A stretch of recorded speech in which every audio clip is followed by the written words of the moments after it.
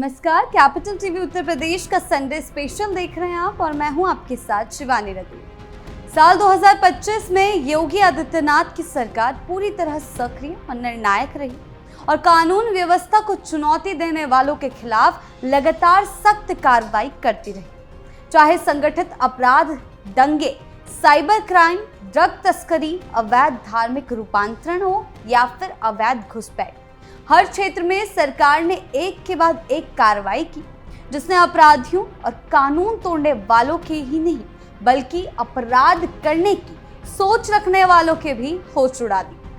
Encounter, गिरफ्तारियां, अवैध संपत्तियों पर बुलडोजर, तकनीकी निगरानी और डिटेंशन सेंटर, इन सभी कदमों ने साफ संदेश दिया कि उत्तर प्रदेश में कानून का उल्लंघन बिल्कुल बर्दाश्त नहीं किया जाएगा। और इसी सक्रिय और सख्त नीति ने अपराधियों में डर पैदा किया और आम जनता में सुरक्षा और विश्वास की भावना को मजबूत किया, ये दिखाते हुए कि राज्य में कानून के ऊपर कोई नहीं और अपराध का कोई भी प्रयास तुरंत और कड़े परिणामों के साथ नकारा जाएगा। लगातार एक के बाद एक एक्शन सामने आए हैं, जिसने पिछले साल आपराधिक दर को गिराने में काम किया है और इस साल भी इसी जीरो टॉलरेंस की नीति के साथ काम करती रहेगी योगी सरकार। क्या कुछ हुआ है, कितने एक्शन लिए गए हैं, आइए जानते हैं विस्तार से।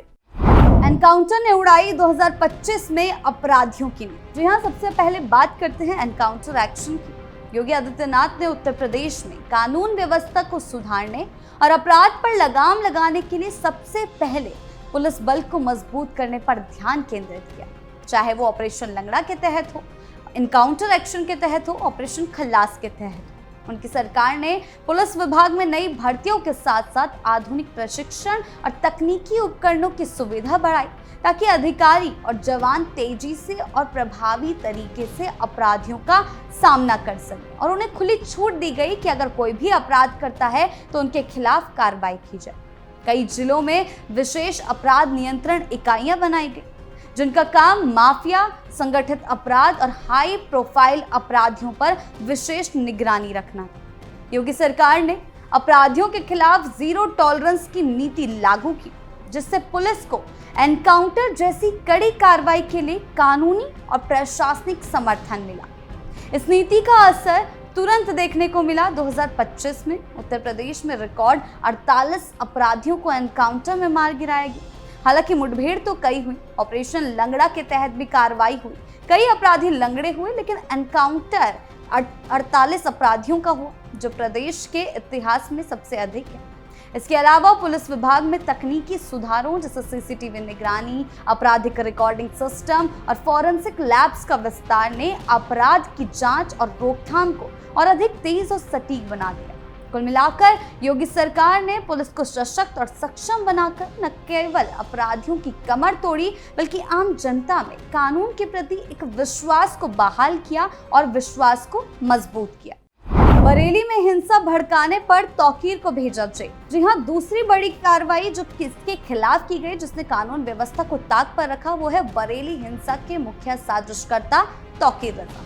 जी हाँ, बात करते हैं बरेली हिंसा योगी आदित्यनाथ की कानून व्यवस्था सुधार की नीति का एक बड़ा एग्जाम्पल है, जो 2025 में देखा गया, जो ये दिखाता है कि सरकार अपराध और अशांति के किसी भी प्रयास के खिलाफ कितनी सख्त है। सितंबर 2025 में आई लव मोहम्मद पोस्टर विवाद ने शहर में सांप्रदायिक तनाव को जन्म दिया, जिसमें पत्थरबाजी हुई, पोस्टर लगे, हिंसा भड़काने की कोशिश हुई, लेकिन प्रदेश की पुलिस ने तुरंत और प्रभावी कार्रवाई करते हुए हिंसा को बढ़ने से रोक दिया और इस मामले में मौलाना तौकीर रजा समेत कई आपराधिक लोगों को गिरफ्तार किया गया और अवैध निर्माणों और संपत्तियों पर बुलडोजर चलाकर ये संदेश दिया गया कि कानून का उल्लंघन किसी भी हालत में बर्दाश्त नहीं किया जाएगा। इस कदम का महत्व केवल बरेली तक सीमित नहीं था, ये पूरे प्रदेश में ये संदेश पहुंचा कि कोई भी व्यक्ति या समूह कानून को चुनौती नहीं दे सकता। सीएम योगी आदित्यनाथ ने इस कार्रवाई को भविष्य के लिए एक एग्जाम्पल बताते हुए कहा कि ऐसी कार्रवाई आने वाली पीढ़ियों को ये सोचने पर मजबूर करेगी कि कानून के खिलाफ कदम उठाने की कीमत क्या होगी। अगर समाज में जहर घोलने की कोशिश की जाएगी, अगर हिंसा भड़काने की कोशिश होगी, तो उसे सीधा सीधा सलाखों के पीछे भेजा जाएगा, जैसे मौलाना तौकीर रजा को भेजा गया और अभी तक वो जेल के अंदर ही सड़ रहा है।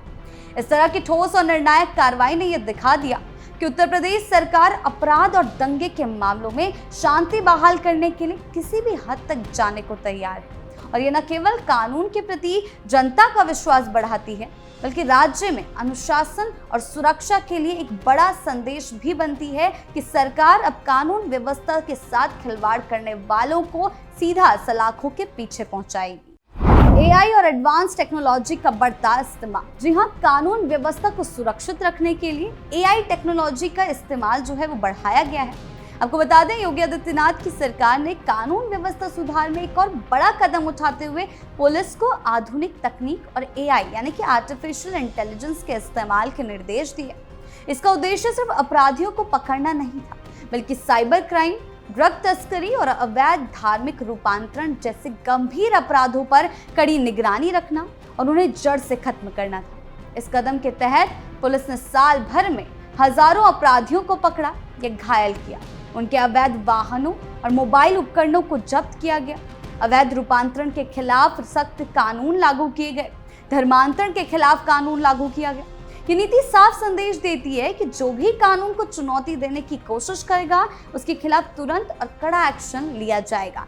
जैसे कि 2025 में हमें देखने को मिला कि किस तरीके से एक के बाद एक कार्रवाई हुई। हालांकि जब से योगी आदित्यनाथ ने सत्ता संभाली है उत्तर प्रदेश की, तब से ये एक्शन देखने को मिलते आए हैं। लेकिन 2025 की अगर हम बात कर रहे हैं तो उस दौरान आर्टिफिशियल इंटेलिजेंस का इस्तेमाल और भी ज्यादा किया गया। इस कदम ने न केवल अपराधियों को डराया, बल्कि आम जनता में यह भरोसा पैदा किया कि राज्य सरकार अपराध और कानून के उल्लंघन के मामलों में अब बिल्कुल ढील नहीं दिखाएगी।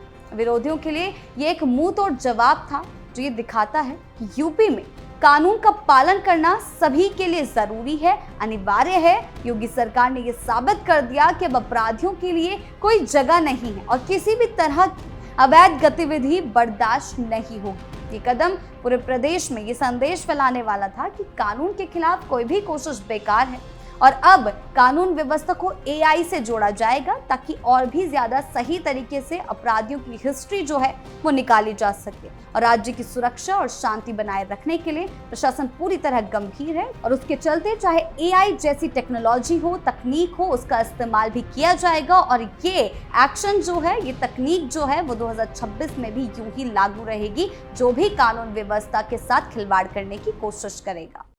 अवैध घुसपैठियों पर कसा शिकंजा। जी हाँ, 2025 का सबसे बड़ा मामला हम आपको बता दें, अवैध घुसपैठियों के खिलाफ जो योगी आदित्यनाथ ने शिकंजा कसा। सरकार ने कानून व्यवस्था को दुरुस्त करने के लिए अवैध घुसपैठियों के खिलाफ भी कड़ा कदम उठाया। हाल ही का मामला है, चाहे वो रोहिंग्या हो, समुदाय के लोग हो या बांग्लादेश से आए अवैध प्रवासी। सरकार ने ऐसे लोगों की पहचान कर उन्हें नियंत्रित करने के लिए डिटेंशन सेंटर बनाए, जहां उन्हें रखा जा सकता है और उनकी गतिविधियों पर निगरानी रखी जा सकती है। इसके अलावा उनकी वापसी उनके मूल शहर या देश में कराने के लिए भी विशेष प्रक्रियाएं लागू की गई हैं। इस कदम का उद्देश्य केवल कानूनी प्रक्रिया का पालन करना नहीं, बल्कि ये सुनिश्चित करना है कि राज्य में सुरक्षा, शांति और सामाजिक व्यवस्था बनाए रखी जाए, ताकि कोई भी अवैध घुसपैठिया प्रदेश में आकर कानून व्यवस्था से खिलवाड़ ना कर सके।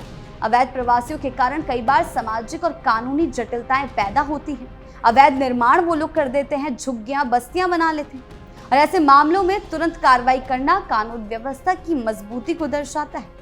ये नीति साफ संदेश देती है कि उत्तर प्रदेश में कानून से ऊपर कोई नहीं और जो भी राज्य की सुरक्षा या व्यवस्था के खिलाफ कदम उठाएगा, उसके खिलाफ सख्त कार्रवाई होगी। ये कदम आम जनता के लिए भी ये भरोसा पैदा करता है कि सरकार उनकी सुरक्षा के लिए पूरी तरह तत्पर है।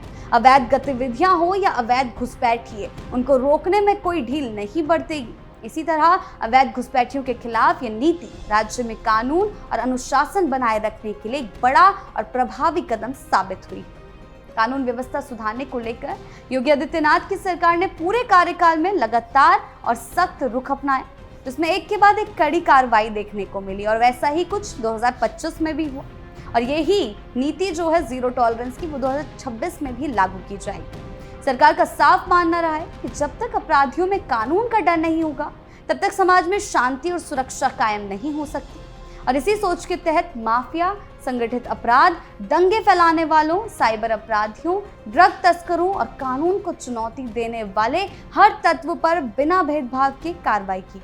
पुलिस को खुला समर्थन दिया गया, सख्त निर्देश दिए गए, आधुनिक संसाधन देकर सरकार ने सुनिश्चित किया कि किसी भी अपराध पर तुरंत एक्शन, अवैध संपत्तियों पर बुलडोजर चलना, त्वरित गिरफ्तारियां, एनकाउंटर, तकनीकी निगरानी और सख्त कानूनों को लागू होना।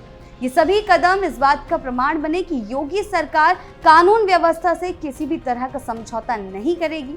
इन लगातार होती कार्रवाइयों ने अपराधियों की कमर तोड़ी और आम लोगों में ये विश्वास मजबूत किया कि राज्य में कानून पूरी ताकत के साथ काम कर रहा है। कानून व्यवस्था सुधारने पर योगी सरकार का जोर सिर्फ शब्दों तक सीमित नहीं रहा, बल्कि जमीन पर दिखने वाली सख्त और निर्णायक कार्रवाई के रूप में सामने आया। चाहे वो अवैध घुसपैठियों को लेकर हो, चाहे वो एनकाउंटर नीति को लेकर हो, चाहे वो बुलडोजर एक्शन को लेकर हो या फिर एआई टेक्नोलॉजी का इस्तेमाल। कुल मिलाकर योगी आदित्यनाथ की सरकार ने उत्तर प्रदेश में कानून व्यवस्था सुधार के लिए हर स्तर पर ठोस और निर्णायक कदम उठाए। पुलिस बल को सशक्त बनाना हो, संगठित अपराध और दंगों पर जीरो टॉलरेंस की नीति लागू करना हो, आधुनिक तकनीक और एआई का इस्तेमाल कर गंभीर अपराधों पर नजर रखना हो, या फिर अवैध घुसपैठियों के खिलाफ सख्त कार्रवाई करना हो, हर निर्णय का मकसद राज्य में शांति, सुरक्षा और सामाजिक अनुशासन बनाए रखना था। और इन कदमों ने ये साफ संदेश दिया कि उत्तर प्रदेश में कानून का उल्लंघन करने वालों के लिए कोई जगह नहीं है, और जो भी कानून को चुनौती देने की कोशिश करेगा उसके खिलाफ तुरंत और कड़ा एक्शन लिया जाएगा, जैसे कि 2025 में भी देखा गया और या फिर जब से योगी आदित्यनाथ ने उत्तर प्रदेश की सत्ता संभाली तब से अब तक देखा जा रहा है। इस नीति ने न केवल अपराधियों और अवैध गतिविधियों पर लगाम कसी, बल्कि आम जनता में ये भरोसा बढ़ाया कि उनकी सुरक्षा और अधिकारों की रक्षा के लिए सरकार पूरी तरह गंभीर है। इसीलिए योगी सरकार की ये कानून व्यवस्था सुधार नीति केवल आज के लिए नहीं, अपराध को रोकने तक सीमित नहीं है, बल्कि आने वाली पीढ़ियों के लिए आने वाले सालों में भी एक स्थायी उदाहरण और संदेश बन गई है कि उत्तर प्रदेश में कानून के ऊपर कोई नहीं है। और इसी जीरो टॉलरेंस की नीति के तहत 2026 में भी अपराधियों की कमर तोड़ी जाएगी और कानून व्यवस्था को दुरुस्त किया जाएगा। आपकी इस बारे में क्या राय है, हमें कमेंट सेक्शन में जरूर बताएं। नमस्कार।